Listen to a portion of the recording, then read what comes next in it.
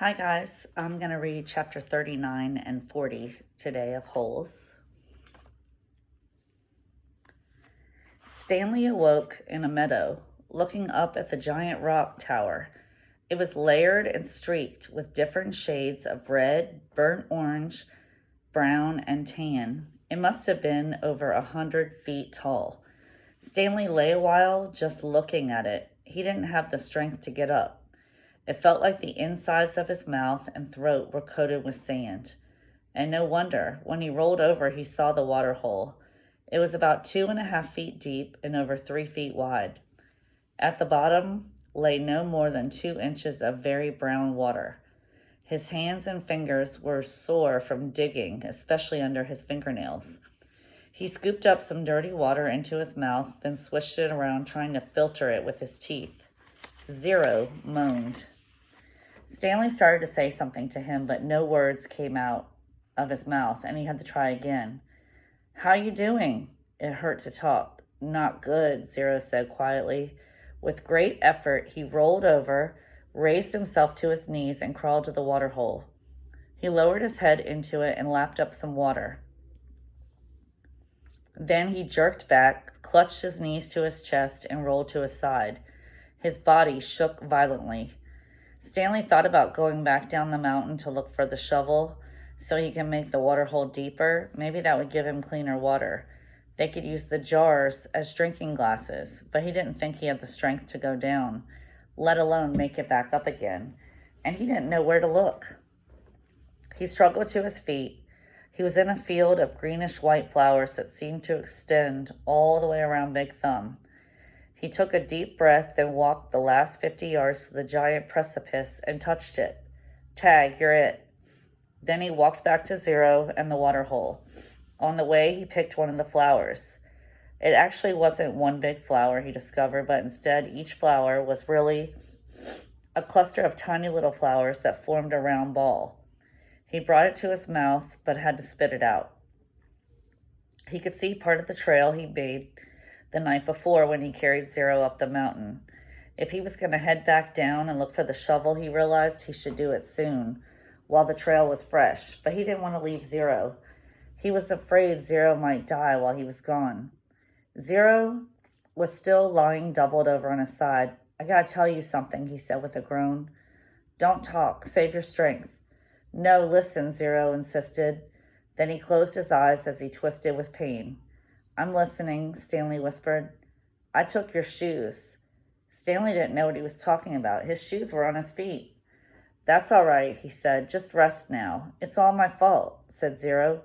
"It's nobody's fault," said Stanley. "I didn't know." "That's okay," Stanley said. "Just rest." Zero closed his eyes, but then again he said, "I didn't know about the shoes." "What shoes?" "From the shelter." It took a moment for Stanley to comprehend. "Clyde Livingston's shoes? I'm sorry." Stanley stared at him. It was impossible. Zero was delirious. Zero's confession seemed to bring him some relief. The muscles in his face relaxed as he drifted into sleep. Stanley softly sang him the song that had been in his family for generations. If only the woodpecker sighs, the bark on the tree was a little bit softer. While the wolf waits below, hungry and lonely, he cries to the moo-woo-woo-woon, if only, if only. Chapter 40. When Stanley found the onion the night before, he didn't question how it came to be there. He ate it gratefully. But now, as he sat gazing at Big Thumb and the meadow full of flowers, he couldn't help but wonder about it. If there was one wild onion, there could be more. He intertwined his fingers and tried to rub out the pain. Then he bent down and dug up another flower, this time pulling up the entire plant, including the root. "Onions! Fresh, hot, sweet onions," Sam called as Mary Lou pulled the cart down Main Street. 8 cents a dozen. It was a beautiful spring morning. The sky was painted pale blue and pink, the same color as the lake and the peach trees along its shore. Miss Gladys Tennyson was wearing just her nightgown and robe as she came running down the street after Sam. Mrs. Tennyson was normally a very proper woman who never went out in public without dressing up in fine clothes and a hat, so it was quite surprising to the people of Green Lake to see her running past them. "Sam!" she shouted. "Whoa, Mary Lou," said Sam, stopping his mule and cart. "Good morning, Mrs. Tennyson. How's little Becca doing?" Gladys Tennyson was all smiled. "I think she's going to be all right.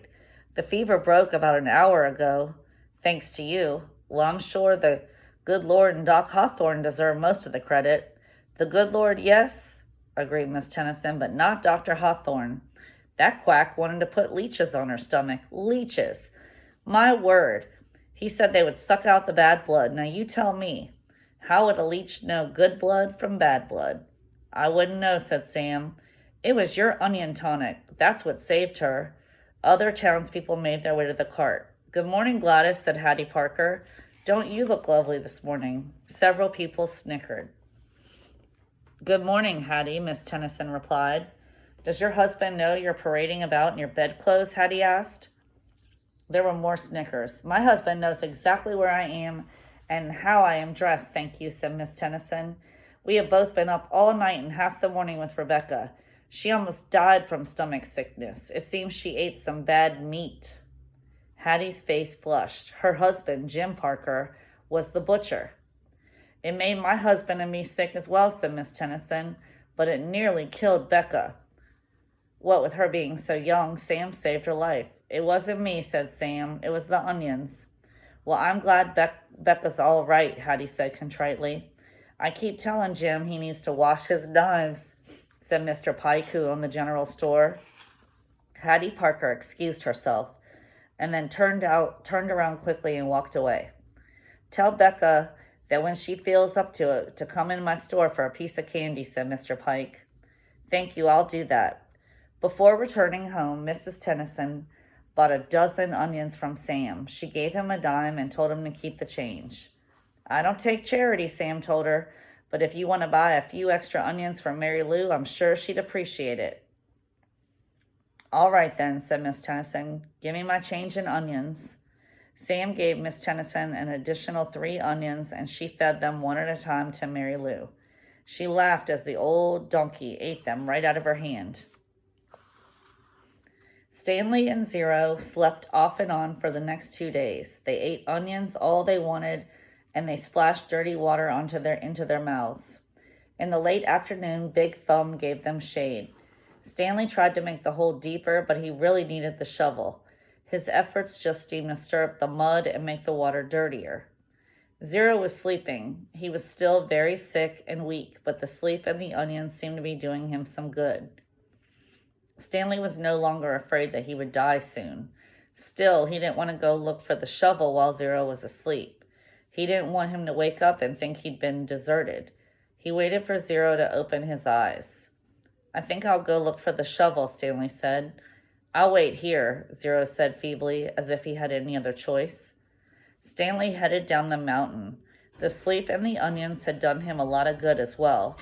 He felt strong. It was fairly easy to follow the trail